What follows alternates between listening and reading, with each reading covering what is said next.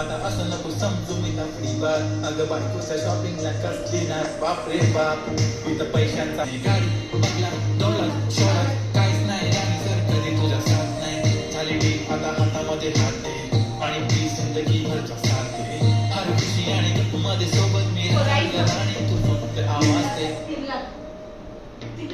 काहीतरी केला जादू म्हणून